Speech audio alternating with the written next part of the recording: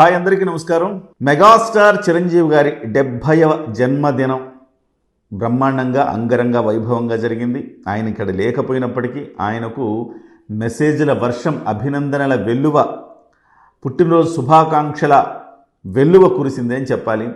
అందరూ రాజకీయ ప్రముఖులు, సినిమా ప్రముఖులు, మొత్తంగా టాలీవుడ్ మొత్తంగా ఆయనకు విషెస్ తెలియజేశారు. ఇకపోతే రాజకీయాల్లో చంద్రబాబు నాయుడు గారు, లోకేష్ గారు కూడా విషెస్ తెలియజేశారు. ఇక ఒకే ఒక్క నాయకుడు విషయం చెప్పలేదండి. ఆయన ఎవరో మీ అందరికీ తెలిసిందే కదా, జగన్మోహన్ రెడ్డి గారు. ఆయన చిరంజీవి గారికి విషెస్ చెప్పలే. గతంలో ప్రతి పుట్టినరోజు సందర్భంగా ఆయన విషెస్ తెలియజేసేవారు. కానీ ఈసారి ఎందుకు ఆయన కొంచెం హర్ట్ అయ్యాడా, వద్దనుకున్నాడా, ఏం జరిగిందో తెలియదు, కానీ ఆయన విషెస్ చెప్పలేదు. అయితే చెప్పకపోతే పెద్ద విషయం ఏం కాదు. చిరంజీవి అభిమానులు పెద్దగా దాని గురించి పట్టించుకోనేవారు ఏం కాదు. ఎందుకంటే చిరంజీవి గారి స్థాయి వేరు, ఆయన స్థానం వేరు. ఆయనకి జగన్మోహన్ రెడ్డి గారు విషెస్ చెబితే అది జగన్మోహన్ రెడ్డి గారి గౌరవం తప్ప చిరంజీవి గారికి కాదు కదా. కాబట్టి ఎవరు పట్టించుకోలేదు దాన్ని. కానీ 2 రోజులు అయిన తర్వాత వైసీపీ సోషల్ మీడియా హ్యాండిల్స్లో విచిత్రమైన వాదన వినిపిస్తోంది.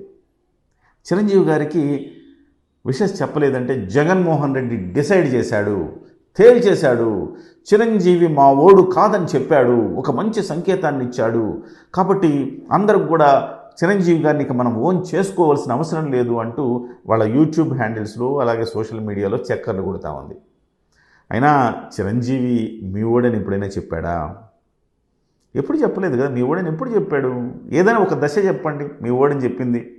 పలానా దశలో కాంగ్రెస్ పార్టీకి సంబంధించి కాదు నేను మాట్లాడుతుంది. పలానా దశలో రాజశేఖర రెడ్డి వైఎస్ఆర్ కుటుంబానికి దగ్గరని ఏ రోజైనా చెప్పాడు? కాంగ్రెస్ పార్టీకి దగ్గరని చెప్పాడు, విలీనం చేశాడు పార్టీని, కాంగ్రెస్ పార్టీలో కేంద్ర మంత్రి అయ్యాడు. అంతే తప్ప వైఎస్ఆర్ ఫ్యామిలీకి ఏ రోజు కూడా క్లోజ్గా లేడు కదా ఆయనేమి. ఇంకా చెప్పాలంటే మీరే బురద చల్లారు ఆయన మీద. 2008, 7, 8 ఆ ప్రాంతాల్లో సాక్షి పత్రిక ఓపెన్ చేసినప్పుడు అందరికీ గుర్తే ఉంటుంది. చిరంజీవి గారిని ఒక ముఖ్య అతిథిగా పిలిచారు ఆ రోజు. అంటే చిరంజీవి గారి స్టార్ చరిష్మాని మీరు వాడుకున్నారు తప్ప మిమ్మల్ని ఆయన ఏ రోజు వాడుకోలేదు. సో మీకు చిరంజీవి గారు అనేది ఉండాలి. మీకు ఒక కంపల్షన్, చిరంజీవి గారిని గౌరవించుకోవడం మీకు ఒక కంపల్షన్. చిరంజీవి గారిని అభిమానించడము, లేకపోతే చిరంజీవి గారి గురించి 4 మంచి మాటలు చెప్పడం అనేది మీకు ఉపయోగపడింది కావచ్చు, కానీ చిరంజీవి గారికి ఏ రోజు ఉపయోగపడింది లేదు కదా. సో చిరంజీవి గారు 2009లో ఎన్నికల్లో పోటీ చేసిన సందర్భంలో ఆ రోజు మీరు దీనికి మాత్రం గౌరవించి పిలిచారు మీ సాక్షి పత్రికకు. అదే సమయంలో 2009 ఎన్నికల్లో మీకు అపోనెంట్గా పోటీ చేశారని చిరంజీవి గారి మీద బురద జల్లి ప్రయత్నం చేశారు, క్యారెక్టర్ అసాసినేషన్ చేశారు. ముఖ్యంగా చిల్లర బేరగాళ్ళైన జీవిత, రాజశేఖర్ దంపతులను వాడుకొని వాళ్ళకు డబ్బులు ఇచ్చి వాళ్ళతోటి రాష్ట్రమంతా తిప్పి చిరంజీవి గారి మీద దుష్ప్రచారం చేయించారు. సో మీ స్ట్రాటజీ తెలియంది కాదు ఎవరికి. కావాలని చిరంజీవి గారి మీద కాపులతో తిట్టించారు చిరంజీవి గారిని, ఆయన ఏదో కాపులకే సంబంధం ఉన్నట్టుగా. అలాగే ఇలాంటి బఫూన్లను రంగంలో దించారు. ఎంతో ఆయన మీద బురద జల్లి ఏదో చేయాలని తీవ్రమైన ప్రయత్నం చేశారు. అఫ్కోర్స్ మీ టైం బాగుండి అక్కడ ఆ రోజు తెలంగాణ, ఆంధ్రాకి సంబంధించిన గొడవలు రేపి తెలంగాణలో ఎన్నిక అవ్వంగానే ఆంధ్రప్రదేశ్లో మళ్ళీ దీని గురించి రెచ్చగొట్టే వ్యాఖ్యలు చేసి హైదరాబాద్ పోవాలా అంటే పాస్పోర్ట్ కావాలా అని మీరు వ్యాఖ్యలు చేసినందువల్ల ఆత్మాభిమానం దెబ్బతిన్న ప్రతి తెలుగోడు హైదరాబాద్ మంది కాదేమో, కాకుండా పోతుందేమో అని భయపడి బాధపడి కాంగ్రెస్ పార్టీకి ఓటేశారు. ఆ విషయాలు అందరికీ తెలిసినవే. అయితే ఇవాళ పోనీ మీరు మీ హయాం వచ్చిన తర్వాత మీరు ఎప్పుడైనా చిరంజీవి గారిని గౌరవించారా? చిరంజీవి గారు సినిమా ఇండస్ట్రీని సర్వనాశనం మీరు చేస్తుంటే చిరంజీవి గారు వచ్చి మీ చేతులు మొక్కి, అంటే చిరంజీవి గారు అందరి వాడు, ఆయనకేం భేషజాలు ఉండవు, అందరూ బాగుండాలని కోరుకునేవాడు, అజాత శత్రువు.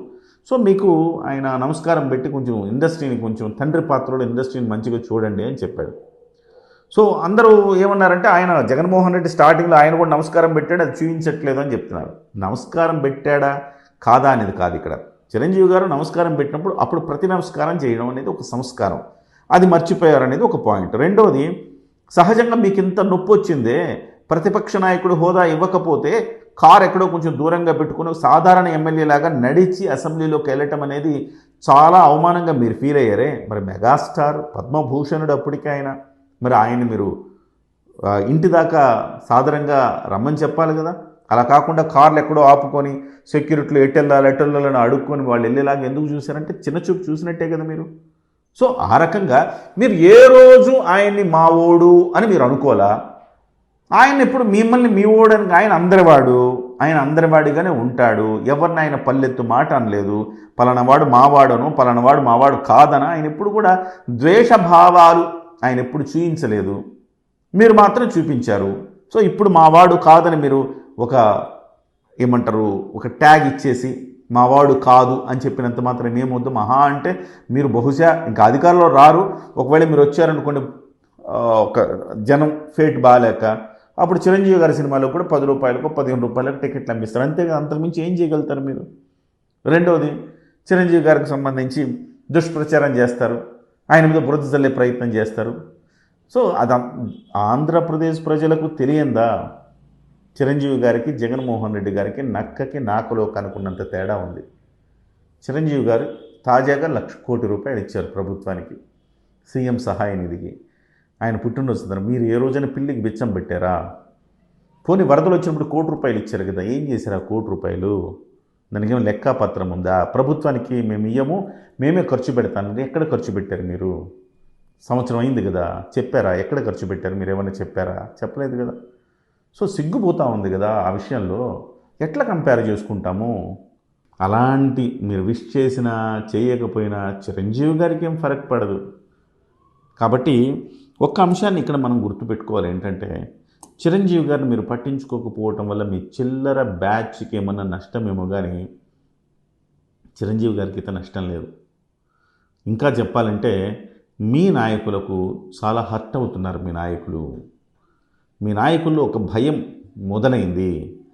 కాపుల్ని మనము వద్దనుకొని మనం తప్పు చేసాం. పవన్ కళ్యాణ్ గారిని పదే పదే తిట్టడం వల్ల కాపులు మొత్తం కూడా కాంగ్రెస్ పార్టీతో చాలా సేల్ అయ్యారు. కాపులు మొత్తం కూడా కాపులంతా కూడా కన్సాలిడేట్ అయ్యి గంప గుర్తుగా పవన్ కళ్యాణ్ గారికి వేశారు, తెలుగుదేశానికి వేశారు.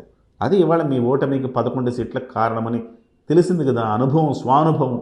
మళ్ళీ ఇవాళ చిరంజీవి గారిని మీరేదో డిజోన్ చేసుకుంటే ఏమన్నా నష్టం ఏమన్నా ఉందా? పేర్ని నాని, అంబటి రాంబాబు వాళ్ళని అడగండి చిరంజీవి గారి వల్ల ఏంటో ఉపయోగం. కనీసం వాళ్ళు ఇప్పటికి కూడా వాళ్ళ బతుకులు మీ దగ్గర ఉన్నా కానీ చిరంజీవి గారి పేరు చెప్పుకొని బతుకుతారు వాళ్ళు. సో అలాంటి ఎమ్మెల్యేలు చాలామంది ఉన్నారు. చిరంజీవి గారి పేరు చెప్పుకొని బతుకు. కన్నబాబు గారిని అడగండి, కన్నబాబు గారు చెప్తారు. చిరంజీవి గారి పేరు చెప్పకపోతే, చిరంజీవి గారి జపం చేయకపోతే గెలుస్తారా వాళ్ళు? సో కాబట్టి మీరేం చేస్తున్నారంటే మీ వేలుతో మీ కన్ను పొడుచుకుంటున్నారు.